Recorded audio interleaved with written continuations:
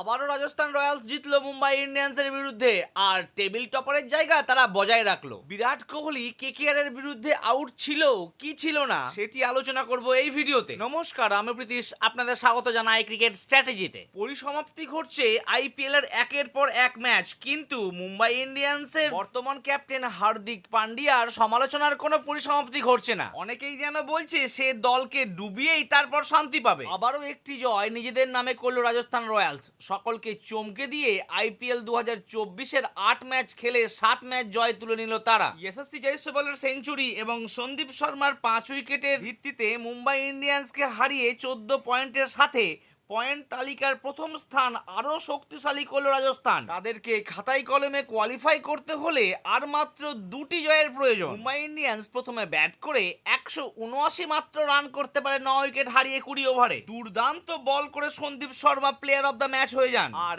এই ম্যাচে ইউজবেন্দ্র চাহেল তার 200 নাম্বার উইকেটটি পেয়ে যান। জয়সওয়াল 60 বলে 104 রান করার সুবাদে মাত্র 18 ওভার 4 বলেই 183 রান করে ফেলে রাজস্থান রয়্যালস। চলুন এবার কোহলির আউট নিয়ে আলোচনা করি। তার আগে যদি ভিডিওটা ভালো লাগে তো লাইক করুন, চ্যানেলটি সাবস্ক্রাইব করুন আর অল নোটিফিকেশন অন করে দিন। সাধারণত খালি চোখে দেখতে গেলে বিরাট কোহলির আউটটিকে নট আউট মনে হলেও বাস্তবে কিন্তু ক্রিকেটের রুল অনুযায়ী উনি আউট ছিলেন। তাহলে এবার আপনাদের জানাই ক্রিকেটের রুল কি বলছে। তুমি ক্রিজের যে কোনো জায়গায় দাঁড়িয়ে তুমি ব্যাটিং করতে পারো, সেটি তোমার স্বাধীনতা, কিন্তু হাইটের যে নটি মাপা হবে তার একটি নির্দিষ্ট জায়গা রয়েছে, এটি হচ্ছে পপিং ক্রিজের স্ট্যাম্পের লাইনের ওপরে। একটু লক্ষ্য করে দেখুন, বিরাট কোহলি যেখানে খেলছেন সেটি স্ট্যাম্পের বাইরে, আর তার সঙ্গে ব্যাটের আর বলের যে সম্পর্ক হচ্ছে তা আরেকটু দূরে। যেখানে তার ব্যাট বলের সম্পর্কটি হয়েছে সে হাইট দেখলে অবশ্যই নো, কিন্তু নিয়ম তো তা দেখবে না। অ্যাকচুয়ালি বলটি ডিপ করছিল, আর